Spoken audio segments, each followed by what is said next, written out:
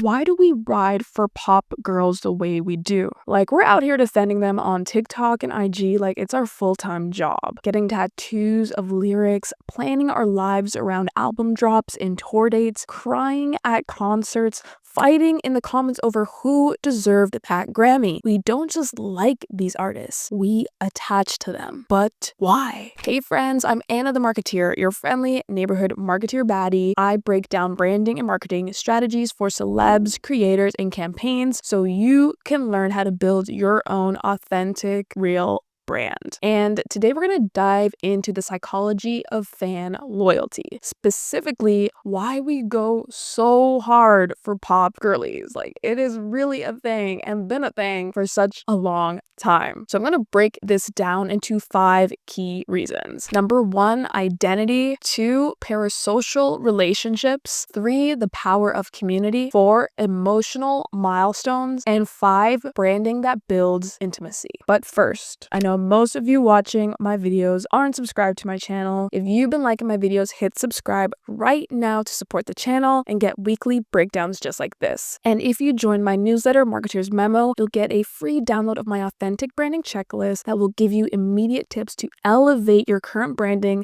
while being yourself. Link is in the description. And you can now listen to these episodes on Spotify. The link is also in the description. Now, let's break it down. Reason 1. It starts with identity. The foundation of fan loyalty is identity. We don't just become fans because someone is talented. We become fans because something about them reflects us or who we want to be. Taylor Swift isn't just a singer. She's the voice of heartbreak for an entire generation. When you were 16 and sobbing to All Too Well, you weren't just listening to a song. You were processing your own feelings and memories through her lens. When you were 20 and blasting Beyonce's Lemonade post-breakup, her betrayal and vindication felt like they were happening to you. Same with Ariana's glam, high ponytail aesthetic, or Rihanna's don't care attitude, or Doja Cat's chaos. These aren't just artists, they're mirrors, or avatars, or archetypes, as I've discussed in another video. I'll put that in the description or one of the top corners. I'll get it right one day which one it is, but I'll put the link there. Dive into those archetypes. We pick our faves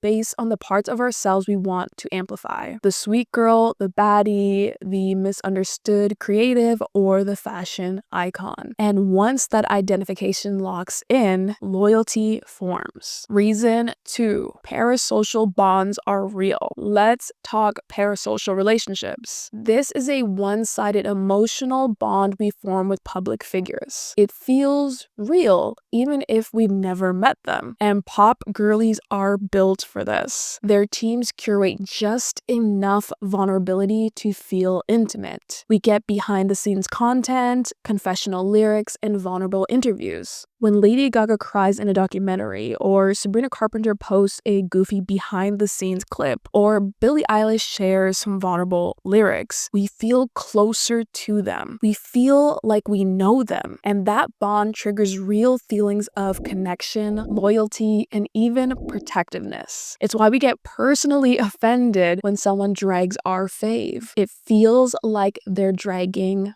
us. Reason 3, the power of community. Now let's talk fandoms. We got the Beehive, the Barb, the Swifties. We can go on and on with all the different names. The fandom names alone say it all. We don't just connect with the artists, we connect with each other through our appreciation of the artists. Fandom is identity, but it's also belonging and community. When you find someone else who gets your obsession, there's instant bonding. Fan communities speak their own language through shared memes and inside jokes. They work together to unpack theories and trying to understand what these Easter eggs mean. There's also hierarchy, culture, and loyalty baked into the fandom system. And in a lonely digital world, that's super powerful. Some of us feel more understood in fan spaces than we do in our everyday life. Reason 4, emotional milestones and soundtrack effect. Every pop girl has a song that became a soundtrack for your life at some point. Maybe it was a breakup, a summer graduation, or your personal glow-up journey. These songs don't just slap, they get tied to your memories. That's called emotional anchoring. When a piece of music plays during a high emotional moment in your life, your brain stores that emotion with that song.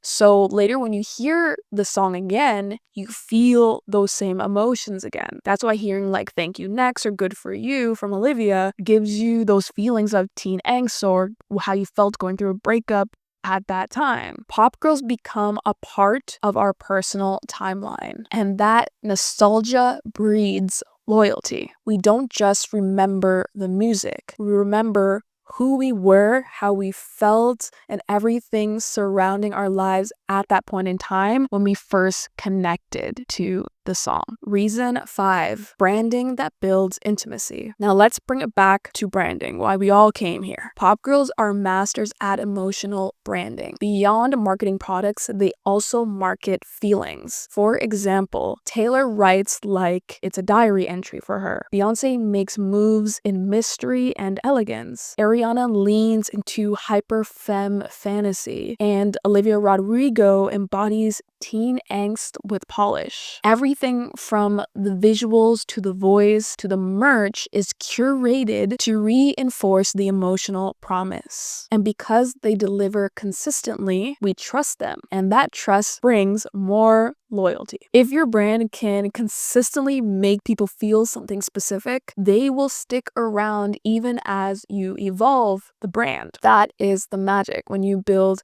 that emotional connection to an audience. What creators and brands can learn. So, what can you learn from all of this? 1, stand for something emotional. Don't just talk about what you do. Talk about what you represent or what you want to represent. 2, build intimacy. Share the behind the scenes, the messiness, the real, and that's what makes people actually care about you. 3, create inside jokes with your audience. Give them a language and a culture to be a part of.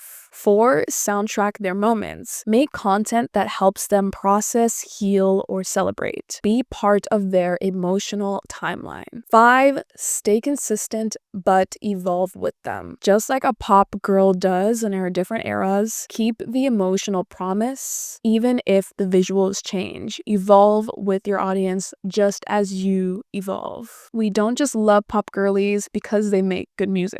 We love them because they reflect us, feel close, and mark our memories. And if you want to build a brand that people ride for years and years and years, you've got to study the fan loyalty blueprint of your favorite pop girlies. So now tell me, who is your fave pop girly that you ride for? Leave it in the comments below. I'd love to know who are the stands out here. I see y'all in some of the comments of the other videos, so I think I have an idea of what kind of stands we got around here, but I want y'all to air yourselves out, but no fighting each other.